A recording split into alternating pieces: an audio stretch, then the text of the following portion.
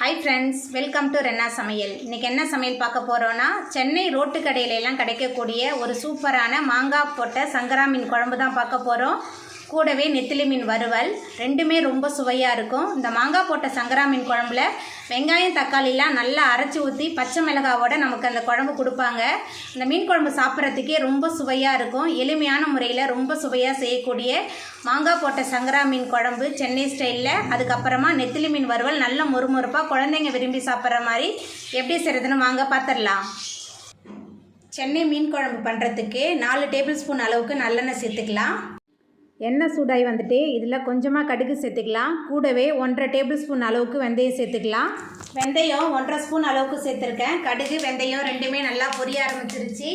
மிக்சியில் சேர்த்து அரைச்ச 15 சின்ன வெங்காயம் சேர்த்துக்கலாம். 3 பச்சை மிளகாய் சேர்த்துக்கலாம். கூடவே கொஞ்சமாக கருவேப்பிலை, மிக்சியில் சேர்த்து அரைச்ச 3 தக்காளி விழுது எல்லாத்தையும் சேர்த்துட்டு நல்லா வதக்கிடலாம். வெங்காயம் விழுது, தக்காளி விழுது எல்லாமே நல்லா வதங்கி வரணும். நல்லா வதக்கிடலாம். எல்லாத்தையும் மிக்சியில் சேர்த்து அரைச்சிருக்கனால சீக்கிரமாகவே இது வதங்கி வந்துடும். நல்லெண்ணெயில் தாளித்து செய்கிறனால இந்த மீன் குழம்பு நல்ல சுவையாகவும் மணமாகவும் இருக்கும். சென்னையில் சின்ன சின்ன ஹோட்டல்லாம் நம்ம சாப்பிடும்போதே அதில் அந்த வெங்காயம் தக்காளிலாம் தெரியவே தெரியாது. மீன் குழம்புல நல்லா அரைச்சி சேர்த்து செய்வாங்க. ரொம்ப சுவையாக இருக்கும். வெங்காயம் விழுது, தக்காளி விழுதெல்லாம் நல்லா வதங்கி வந்துருச்சு. அதுக்கப்புறமா இதில் நம்ம மசாலா தூள் சேர்த்துக்கலாம். குழம்பு மிளகாய் தூள் 4 டேபிள் ஸ்பூன் சேர்க்குறேன். அதுக்கப்புறமா மஞ்சத்தூள் சேர்த்துக்கலாம். மீன் குழம்புக்கு தேவையான அளவுக்கு உப்பு சேர்த்துக்கலாம். சேர்த்துட்டு எல்லாத்தையும் நல்லா கலந்து விட்டு வதக்கலாம். மசாலா தூள், வெங்காயம், தக்காளி எல்லாமே சேர்ந்து நல்லா கலந்து வதங்கணும். நல்லா வதக்கிடலாம். மசாலா தூள், வெங்காயம் விழுது, தக்காளி விழுது எல்லாமே சேர்ந்து நல்லா கலந்து வதங்கிருச்சு. அதுக்கப்புறமா நம்ம புளித்தண்ணி சேர்த்துக்கலாம். பெரிய லெமன் சைஸ் புளியை தண்ணியில் ஊற வச்சு கரைச்சி வச்சுருக்கேன். அந்த புளித்தண்ணி சேர்த்துக்கலாம். கூடவே குழம்புக்கு தேவையான அளவுக்கு தண்ணி சேர்த்துக்கலாம். தண்ணி புளித்தண்ணி சேர்த்தாச்சு. இப்போ நல்லா கலந்து விட்டுறலாம். தண்ணி புளித்தண்ணிலாம் சேர்த்துட்டு நல்லா கலந்து விட்டாச்சு. தக்காளி புளித்தண்ணிலாம் பார்த்து சேர்த்துக்கணும். ஏன்னா மாங்காய்லாம் சேர்த்து நம்ம செய்ய போகிறோம் இந்த மீன் குழம்பு. புளித்தண்ணி தண்ணி எல்லாமே சேர்ந்து நல்லா கொதிச்சு வரட்டும். மீன் குழம்பு நல்லா கொதிக்க ஆரம்பிச்சிருச்சு. அரைச்சி வச்சுருக்கிற தேங்காய் விழுது சேர்த்துடலாம். தேங்காய் விழுது சேர்த்துட்டு நல்லா கொதிக்கிட்டோம். சென்னை ரோட்டு கடை மீன் குழம்புல எல்லாத்தையுமே நல்லா அரைச்சி ஊற்றி தான் செஞ்சுருப்பாங்க. வெங்காயம், பூண்டு, தக்காளி எதுவுமே நம்ம கண்ணில் தென்படாது. பச்சை மிளகாய் மட்டும்தான் நம்ம கண்ணில் தென்படும் நம்ம சாப்பிடும்போது. ஆனால் அவ்வளோ சுவையாக இருக்கும் இந்த மீன் குழம்பு. தேங்காய் சேர்த்து குழம்பு நல்லா கொதிக்க ஆரம்பிச்சிருச்சு. அதுக்கப்புறமா நம்ம சுத்தம் பண்ணி வச்சுருக்கிற சங்கரா மீன் சேர்த்துக்கலாம்.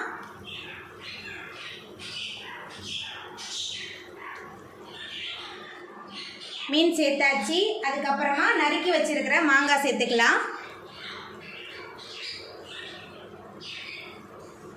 மீன் மாங்காய் சேர்த்துட்டு கலந்து விட்டுறலாம். ரொம்ப போட்டு கிண்ட வேணாம், லைட்டாக கலந்து விட்டால் போதும். மீன் மாங்காய்லாம் சேர்த்துட்டு ரொம்ப நேரம் கொதிக்க வேணாம். ஒரு 5 நிமிஷம் கொதிச்சா போதும். அந்த சூட்லேயே அது வெந்து வந்துடும். ரொம்ப சுவையான மணமான ரோட்டு கடை ஸ்டைலில் சூப்பரான சென்னை ஸ்டைல் சங்கரா மீன் குழம்பு ரெடி ஆகிட்டு இப்போ நம்ம அடுப்பு ஆஃப் பண்ணிடலாம். நெத்திலி மீன் வறுவல் பண்ணுறதுக்கு முதல்ல மசாலா பேஸ்ட் ரெடி பண்ணணும். அதுக்கு குழம்பு மிளகாய் தூள் 2 டேபிள் ஸ்பூன் சேர்க்குறேன். உங்கள் காரத்துக்கு தகுந்த மாதிரி சேர்த்துக்கோங்க. அதுக்கப்புறமா தனி மிளகாய் தூள் 1 டேபிள் ஸ்பூன், மஞ்சத்தூள் 1 ஸ்பூன் அளவுக்கு சேர்த்துக்கிறேன். கூடவே உப்பு, லெமன் ஜூஸ் 1 பழத்தோட சாறு சேர்க்குறேன். மிளகுத்தூள் 1 டேபிள் ஸ்பூன், இஞ்சி பூண்டு விழுது 1 டேபிள் ஸ்பூன், கடலை மாவு 3 டேபிள் ஸ்பூன், அரிசி மாவு 2 டேபிள் ஸ்பூன் சேர்க்குறேன். அதுக்கப்புறமா கொஞ்சமாக தண்ணி சேர்த்துக்கலாம். தண்ணி சேர்த்துட்டு எல்லாத்தையும் நல்லா கலந்து வச்சிடலாம்.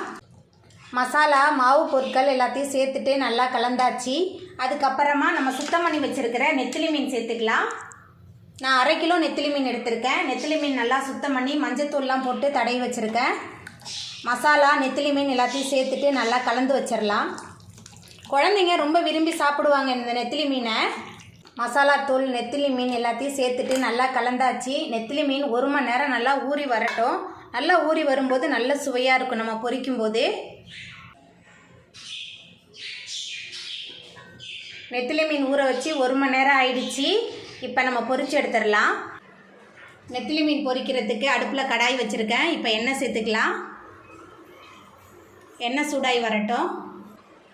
மீன் பொரிக்கிறதுக்கு அடுப்பில் கடாய் வச்சு எண்ணெய் சேர்த்துருந்தேன். எண்ணெய் நல்லா சூடாகி வந்துட்டு இப்போ நம்ம சுத்தம் பண்ணி மசாலா போட்டு தடவி வச்சுருக்கிற நெத்திலி மீன் சேர்த்துடலாம்.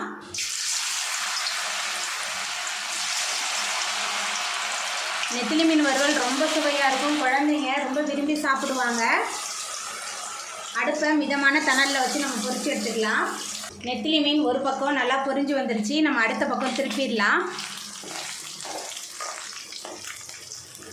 நம்ம பொரிக்க இந்த நெத்திலி மீன் காலியாகிடும். குழந்தைங்க ரொம்ப விரும்பி சாப்பிடுவாங்க. ரெண்டு பக்கமுமே நல்லா பொரிஞ்சு வரட்டும். நெத்திலி மீன் ரெண்டு பக்கமுமே நல்லா பொரிஞ்சு வந்துருச்சு. இப்போ இதை நம்ம எடுத்துடலாம்.